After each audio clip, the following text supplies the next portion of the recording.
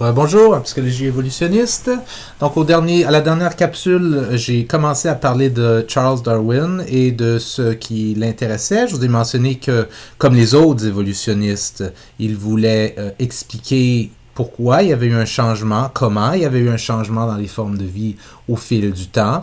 Mais en plus, ce qui l'intéressait lui particulièrement, c'est que son explication devait absolument expliquer aussi pourquoi il y avait eu un changement d'une certaine forme faisant en sorte que les formes de vie présentes ont des caractéristiques qui semblent être si bien adaptées à leur environnement, si fonctionnelles, voire la carapace de la tortue, les ailes des oiseaux, des épines du porc-épic, et ainsi de suite. Alors, comment Darwin a réfléchi à ça et quels sont certains des facteurs qui l'ont inspiré, qui l'ont mené à penser à sa fameuse théorie de la sélection naturelle et plus tard, on va voir aussi de la sélection sexuelle de Darwin, qu'on va parfois appeler dans le cours en passant la théorie darwinienne. Okay? La réponse à toutes ces questions qui se posaient, ou plutôt la première réponse ou l'élément central de sa théorie, lui sont venus à l'esprit suite à un voyage autour du monde. De 1831 à 1836, Darwin embarque sur un navire qui s'appelait le Beagle, avec le capitaine Roy Fitzgerald. Okay? Et fait intéressant à propos de ça, Darwin, même si on le connaît aujourd'hui comme grand scientifique, n'était pas si bon que ça à l'école, même que ses parents étaient très concernés par le fait que le jeune Charles semblait plus s'intéresser à faire des balades en nature, collectionner toutes sortes de types de plantes, de scarabées, d'insectes et tout ça. Il semblait beaucoup plus intéressé à ça qu'à ses études. Okay? Mais au bout d'un moment, il a eu une opportunité pour partir en voyage, accompagner un capitaine de la Royal Navy dans un voyage de recensement. Le capitaine devait aller faire un recensement pour la cartographie d'un peu partout dans l'océan Pacifique. Okay?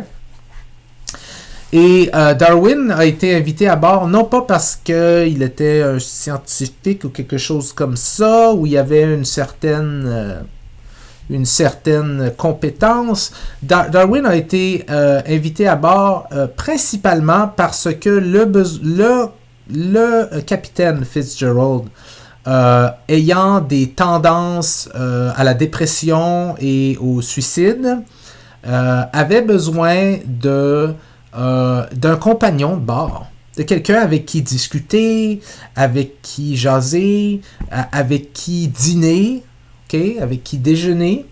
Et le capitaine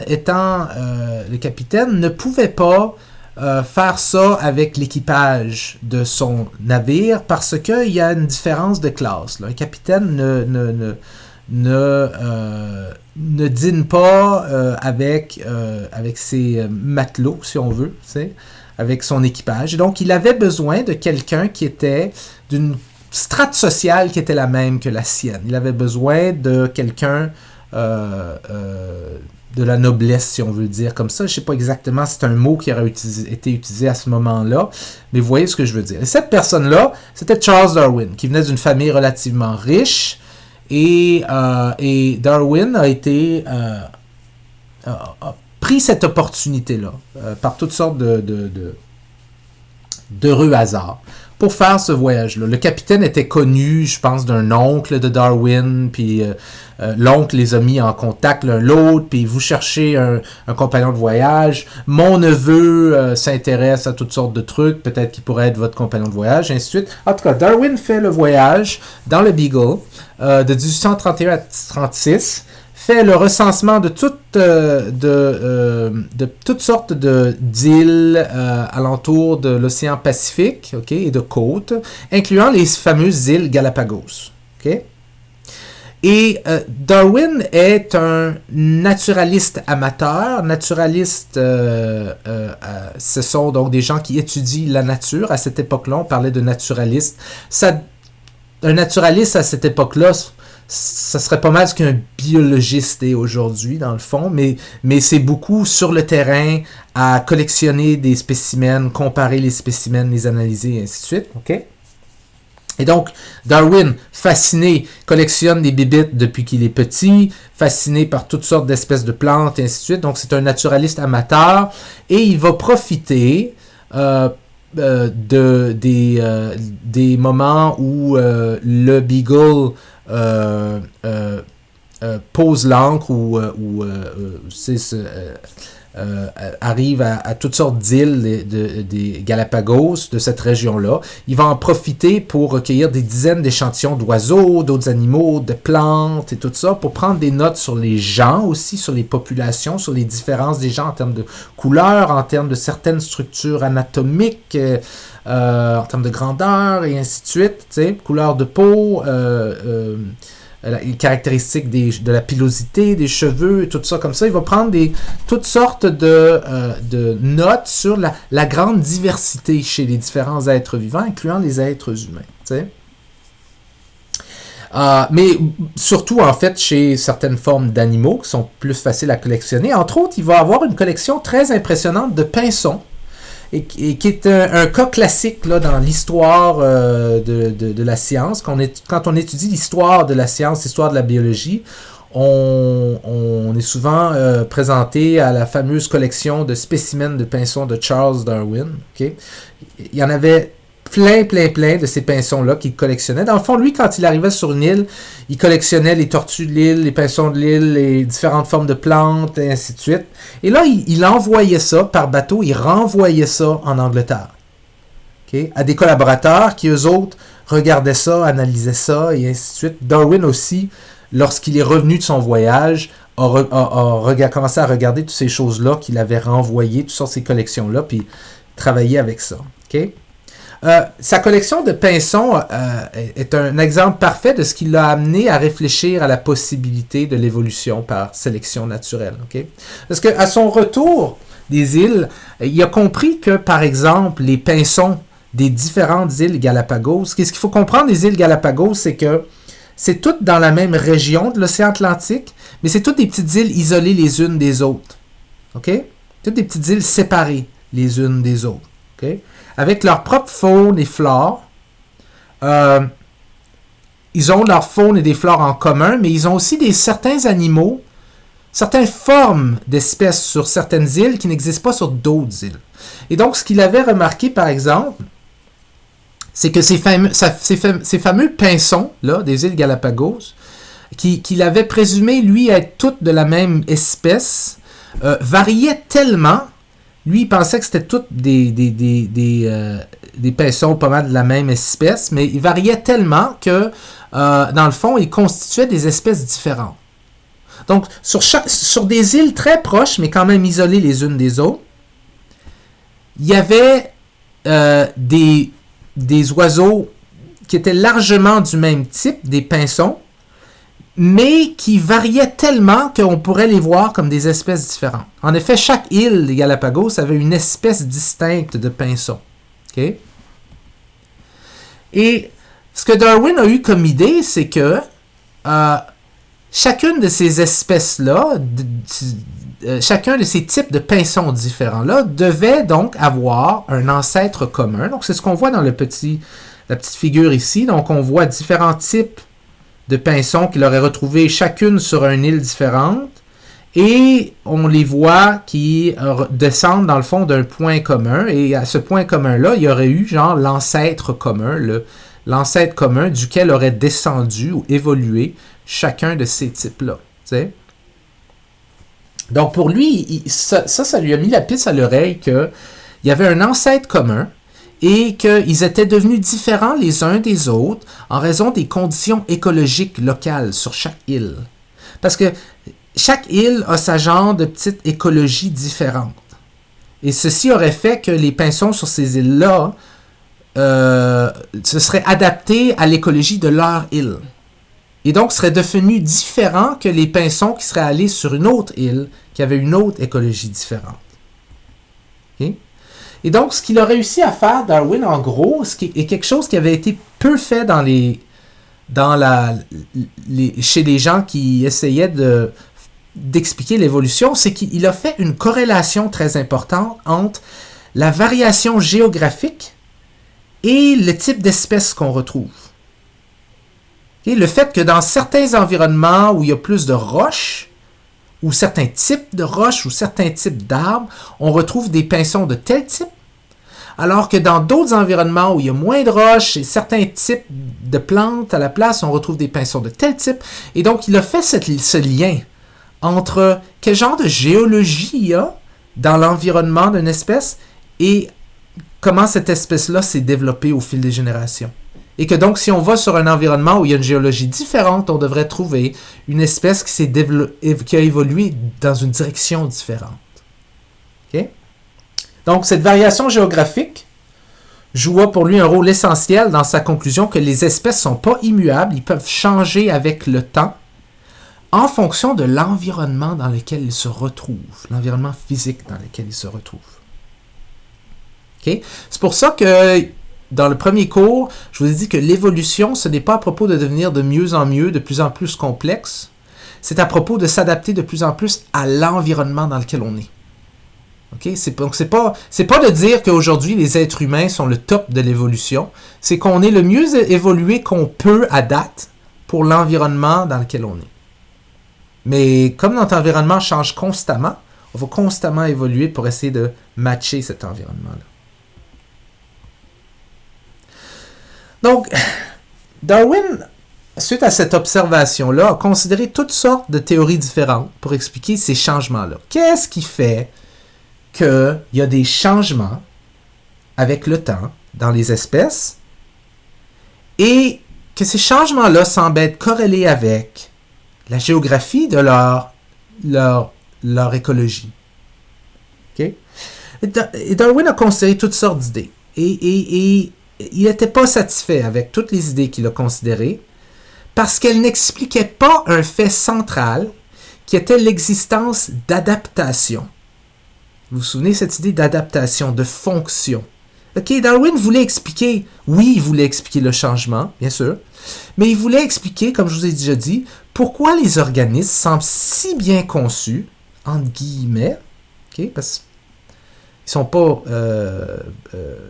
conçus, ça implique qu'il y a un concepteur, et pourquoi ils sont si bien conçus pour leur environnement local. Pourquoi les pinsons sur l'île X étaient si bien conçus pour le type de nourriture qu'on retrouve sur l'île X, alors que les pinsons de l'île Y étaient si bien conçus pour le type de nourriture qu'on retrouve sur l'île Y, qui est très différente que celle qu'on retrouve sur l'île X. Donc ces adaptations-là, c'était vraiment ce qu'il fallait expliquer pour Darwin.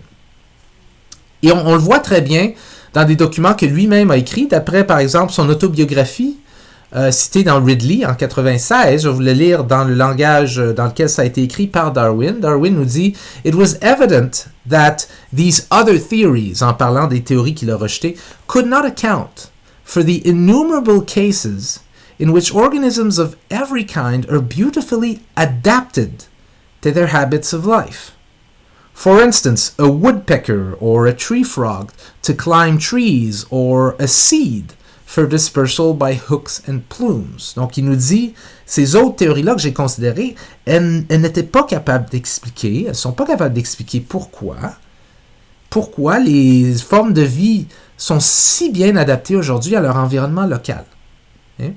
Il continue en disant, « I had always been much struck by such adaptations, and until these could be explained, it seemed to me almost useless to endeavor to prove by indirect evidence that species have been modified. » Donc, ce qu'il nous dit ici, c'est, dans le fond, la présence d'adaptation, c'est ce qu'il faut expliquer. Et si vous ne pouvez pas expliquer, si vous avez une théorie qui explique pourquoi il y a du changement, mais qui n'explique pas pourquoi ce changement-là aboutit aujourd'hui, dans sa forme aujourd'hui, à des adaptations qui sont si bien adaptées pour l'environnement local, votre théorie, elle ne sert à rien. même si elle explique pourquoi il y a eu du changement, ce qu'il faut expliquer vraiment, c'est pourquoi il y a eu du changement si fonctionnel. Pourquoi les organismes sont si bien adaptés pour leur environnement local. Et donc, Darwin a graduellement réfléchi à tout ça. Et ce qui est arrivé, comme très souvent en science, et c'est l'importance dans la vie de rester ouvert à différentes idées et même à différents domaines que le nôtre, c'est que ultimement, Darwin tira son inspiration d'un traité économique de Thomas Malthus, intitulé An Essay on the Principle of Population. Malthus, tel que je le comprends, je n'ai jamais lu son traité, mais ce que je comprends, c'est qu'il faisait l'argument qu'il y a des changements populationnels en Europe, qu'il va y avoir une population de plus en plus grosse en Europe, et que ça va devenir un problème. OK? C'était pas mal son idée. Et de comment ce problème-là devrait se régler. OK? Et un des arguments centraux de Malthus, c'était que plus la population européenne élargissait, plus elle se rapprochait d'un genre de seuil critique imposé par des ressources alimentaires limitées. En d'autres mots, la population se reproduit plus rapidement qu'on est capable de reproduire la nourriture. Et donc, selon Malthus, on allait bientôt arriver à un point où est-ce que... je ne sais pas pourquoi le L est majuscule ici, mais peu importe. On arriverait à un point critique où est-ce qu'il y aurait trop de monde pour notre capacité à les nourrir. Okay? Et ça donnerait une genre de lutte pour l'existence, une genre de lutte pour la survie, si on veut. Et à ce moment-là, les groupes et les individus dans la population européenne qui auraient certaines caractéristiques seraient plus favorisés que d'autres. Et ce qui se passerait, c'est que ces autres-là seraient éliminés parce qu'il n'y aurait pas accès à de la bouffe. Et donc, la population européenne, graduellement, se stabiliserait jusqu'à temps qu'elle grandisse plus. Et là, il y a encore une autre lutte pour la survie parce qu'on n'a pas assez de bouffe. Et ces groupes qui ont certaines capacités, caractéristiques qui leur permettent d'avoir accès à la bouffe, survivent. Les autres meurent dans une famine, la population diminue, et ainsi de suite. Et au bout d'un moment, ça se stabiliserait. OK? Tel que je le comprends. Et c'est ça a vraiment mis une puce à l'oreille à Darwin. Qui s'est dit probablement, c'est exactement la même chose, dans le fond, qui peut expliquer ce que j'observe dans la nature. Darwin comprit qu'un processus similaire à celui-ci avait lieu en nature et que si on le répétait de génération en génération, s'il y avait constamment cette lutte-là pour la survie, il permettait la formation de nouvelles adaptations, de nouvelles caractéristiques qui, accumulées au fil de millénaires, de milliers de générations, feraient en sorte qu'une espèce aurait l'air très très différente que ses ancêtres sur des milliers de générations, de telle sorte que c'est quasiment même plus la même espèce. T'sais? Et Darwin nomma cette théorie-là la théorie de la sélection naturelle. Donc, en gros, pour comprendre cette théorie-là, la théorie de la sélection naturelle de Darwin, elle a trois concepts essentiels. Okay? Trois concepts essentiels. 1. La variation. 2. L'héritage. Et 3. La sélection, ou bien le succès reproducteur différentiel, ce qu'on va voir. Ce que je veux vous montrer, c'est ces trois, pour vous faire comprendre ces trois concepts-là. Okay? Donc, la variation. Tout d'abord, ce que Darwin et d'autres bien avant lui ont reconnu, c'est que les organismes varient de toutes sortes de manières. Même si vous prenez dans une même espèce, prenons nous, okay, les êtres humains, l'espèce Homo sapiens.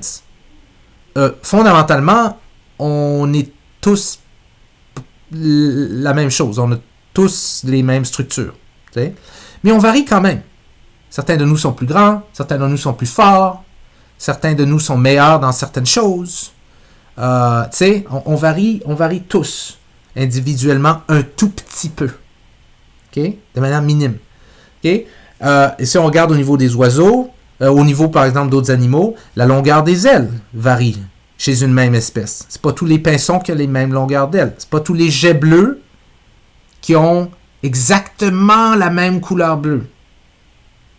La force du tronc, la masse osseuse, la capacité de combat, la ruse sociale, tout ce qui peut être observé, toutes les caractéristiques qui peuvent être observées, et même celles qui ne peuvent pas être observées, varient subtilement entre des individus de la même espèce. Et c'est cette variation-là qui est essentielle au processus d'évolution. On dit souvent que cette variation-là, c'est la matière première pour l'évolution. OK? De quelle manière? C'est que certaines de ces variations-là, de ces légères variations-là, sont avantageuses. OK? Et en plus, ces variations-là sont héritées. C'est-à-dire qu'elles sont transmises de manière fiable de parents à leur progéniture, qui les transmettent ensuite à leur progéniture et ainsi de suite au fil des générations. Okay. Pour ainsi dire, statistiquement parlant, le contraire peut arriver, là, mais en général, si deux parents sont très grands, leurs enfants vont être très grands aussi. Si deux parents sont très petits, leurs enfants vont généralement être très petits. OK? Si deux parents sont très intelligents, genre en termes de QI vraiment élevé, il y a de très bonnes chances que leurs enfants sont intelligents aussi. Très intelligents, comme plus que la moyenne. OK? Donc, il y a toutes sortes de variations si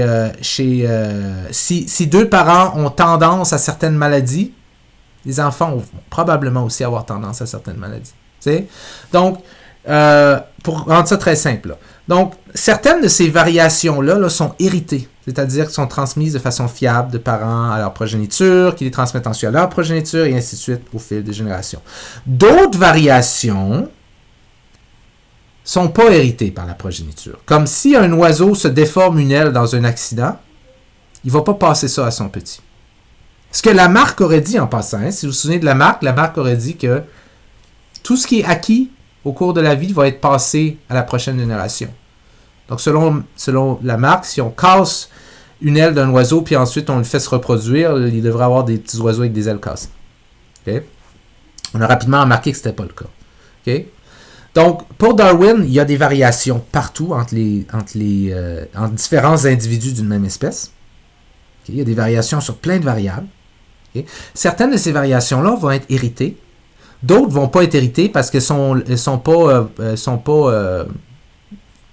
produit d'un accident environnemental. Okay? Elles ne font pas vraiment partie de l'individu en tant que tel au début. Donc, elles ne vont pas être héritées par la progéniture. C'est pour ça que vous pouvez avoir un bras coupé et quand même avoir un bébé qui aura deux bras. Okay? Et pour Darwin, seules ces variations-là qui sont héritées jouent un rôle dans le processus évolutif. OK? Donc, il y a de la variation et il y a une transmission de ces variations-là, de ces caractéristiques-là, de certaines de ces caractéristiques-là, à la prochaine génération. OK? Mais ce qui manquait là, c'était, mais par quel processus est-ce qu'elles sont transmises? Okay? Ben, le troisième ingrédient, c'est la sélection. Et l'idée, c'est une idée très simple, c'est que les organismes ont toutes sortes les individus varient entre eux, et certaines variations sont des variations qui les aident à survivre, alors que certaines variations sont des variations qui sont problématiques pour la survie et pour la reproduction. Les organismes avec certaines variations héréditaires qui les aident à survivre et éventuellement à se reproduire, il faut qu'ils se reproduisent, parce que si c'est juste survivre sans se reproduire, ça ne sert à rien au niveau de l'évolution. Pour qu'il y ait de l'évolution, il faut qu'il y ait des générations et des générations, il faut qu'il y ait une reproduction constante de l'espèce. S'il n'y a pas de reproduction, il n'y a pas de changement dans le temps. Okay? Ça meurt avec l'individu qui meurt. Okay? Je ne sais pas si vous avez déjà pensé à ça, mais si tout le monde sur Terre présentement arrête de se reproduire, l'espèce humaine de Homo sapiens est éliminée en une génération. OK? Donc, on n'existe plus là, dans maximum dans 100 ans. Là, si tout le monde qui est présent sur Terre présentement arrête de se reproduire, là, That's it. Dans 100 ans, il n'y a plus d'Homo sapiens. On est tous morts. T'sais? Donc, pour qu'il y ait évolution, il faut qu'il y ait reproduction. Donc, les organismes qui ont certaines variations héréditaires, donc ils vont être passés à leurs petits, qui les aident à se reproduire, à survivre et éventuellement à se reproduire, vont laisser plus de progéniture à la génération suivante. Par exemple, dans un environnement où la principale source de nourriture sont des noix, avec des coquilles dures qu'il faut casser, certains pinsons sur cette île-là qui avaient une forme de bec particulière, un bec robuste pour casser les coquilles, avaient plus de chances de survivre parce qu'ils étaient plus capables de manger ce qu'il y avait à l'intérieur des noix et ultimement de se reproduire, comparativement à ceux qui avaient des becs plus petits ou plus longs. Okay? Donc, imaginons sur une île quelconque, vous avez un type de pinson. Et chez ces pinsons-là, il y en a qui ont des becs un peu plus robustes, puis il y en a qui ont des becs un peu plus fins. Qui va se reproduire plus au fil du temps? Ça va être ceux avec des becs robustes, parce que c'est eux qui vont être capables d'avoir accès à la source principale de nourriture, qui est des noix. Avec leurs becs, ils vont casser les coquilles. Et ils vont plus se nourrir, ils vont avoir l'énergie pour survivre et se reproduire, et ils vont passer ces becs robustes-là à leurs petits. Qu'est-ce qui arrivera avec ceux qui ont des becs plus fins? Ils vont plus rarement trouver de la nourriture, parce qu'ils n'arrivent pas à casser les coquilles. Ils vont donc plus rarement survivre, plus rarement avoir des petits, avec des becs fins. Et graduellement, sur plusieurs générations, ce qui va arriver, c'est que ceux avec les becs robustes vont juste complètement effacer ceux avec les becs fins. Et vous retrouverez au bout de, pas moins une centaine, 500 générations, vous retrouverez que sur cette île-là, il y a juste des pinsons avec un bec robuste. Il n'y en a aucun avec un bec fin. Mais que sur l'île d'à côté, il y a juste des pinsons avec des becs fins. Pourquoi? Parce que sur cette île-là, il n'y a pas beaucoup de noix. Mais à la place, la source de nourriture, c'est des insectes qu'on retrouve dans les arbres ou entre les roches et pour lesquels il faut des becs fins pour aller les chercher, des longs becs fins. Alors, ceux qui avaient des becs robustes n'étaient pas capables d'aller chercher. C'est comme avoir des mains trop grosses, par exemple, pour aller chercher quelque chose. On ne peut pas rentrer dans le trou. Alors que ça prenait des becs fins. Sur cette île-là, ce qu'on devrait retrouver, c'est qu'au fil des générations, les pinsons évoluent pour avoir tous des becs très très fins, parce que ceux qui ont des becs larges se reproduisent moins, et au bout d'un moment, ils sont comme effacés. Okay? Ça, c'est la sélection. Et c'était l'idée brillante de Darwin. On dira alors que dans ce type d'environnement, les oiseaux avec ce type de bec, ici ceux avec les becs plus larges, permettant de craquer des coquilles, ont été sélectionnés par la nature. Il y a eu sélection de ce type de caractéristiques-là chez les pinsons. OK? Mais encore une fois, un organisme peut survivre pendant de nombreuses années et ne jamais transmettre ses caractéristiques héritées à la prochaine génération. Pour ce faire, il doit se reproduire. Et quelqu'un peut survivre toute une vie. Et s'il n'y a pas d'enfant, s'il ne se reproduit pas, il ne passe pas ces caractéristiques utiles qu'il a à la prochaine génération. Donc, il faut qu'il y ait reproduction. Donc, d'une certaine manière, l'évolution, ce n'est pas à propos de la survie. Souvent, on entend, c'est la survie du plus fort ou la survie du meilleur ou celui qui est meilleur à survivre dans son environnement. Ce n'est pas à propos de la survie en tant que telle. C'est à propos de la reproduction. Parce que si personne se reproduit, il n'y a juste pas d'évolution. Il n'y a pas de prochaine génération. Ça finit là. C'est mort. Okay? Donc, il faut se reproduire. Donc, pour que l'évolution par sélection naturelle fonctionne, il faut que ces variations héréditaires bénéfiques permettent à un organisme de se reproduire plus que les autres qui n'ont pas ces variations-là. Et ça, c'est le concept donc de succès reproducteur différentiel. C'est cette idée que si vous prenez, par exemple, je sais pas moi, sur une île, des pinsons de la même espèce qui varient subtilement en termes de certains trucs, en termes de certaines caractéristiques, par la longueur des ailes, la densité osseuse, et ainsi de suite. Certaines de ces caractéristiques-là vont faire en sorte que ceux-là vont avoir tendance à plus survivre et donc plus se reproduire que les autres. Et on va dire donc que leur succès reproducteur à eux est plus fort que les autres. Et que statistiquement, au fil des générations, comme ils ont tendance à se reproduire plus, ils devraient avoir tendance à devenir dominants sur l'île et graduellement effacer ceux qui n'ont pas ces caractéristiques-là, donc qui se reproduisent moins et qui sont moins adaptés pour l'écologie de l'île, et graduellement devenir une espèce qui a, tout le monde sur l'île de cette espèce-là a cette même caractéristique-là. Mais il y a tout le temps des variations quand même. Okay? Ça, c'est l'idée du succès reproducteur différentiel. Le succès reproducteur différentiel se définit par le succès reproducteur d'un organisme par rapport aux autres organismes dans une écologie, de la même espèce. Là. Vous pourriez par exemple dire que si vous prenez, je sais pas moi, si vous prenez un groupe d'humains à quelque part sur une île, certains de ces humains ont un meilleur succès reproducteur que d'autres parce qu'ils sont mieux adaptés à la demande de l'environnement local. C'est un environnement où il faut vraiment travailler fort pour trouver de la bouffe, par exemple. Ben, les humains qui ont une masse osseuse et musculaire plus grosse devraient avoir un meilleur succès reproducteur. C'est juste la logique. Okay? Les caractéristiques des organismes qui se reproduisent plus que d'autres se transmettent donc aux générations futures à une fréquence relativement plus élevée. Donc, ceux qui ont un meilleur succès reproducteur différentiel se reproduisent plus. Pourquoi? Parce qu'ils survivent plus. Et qu'est-ce que les formes de vie font? Qui se reproduisent. La vie se reproduit. Et tout se reproduit.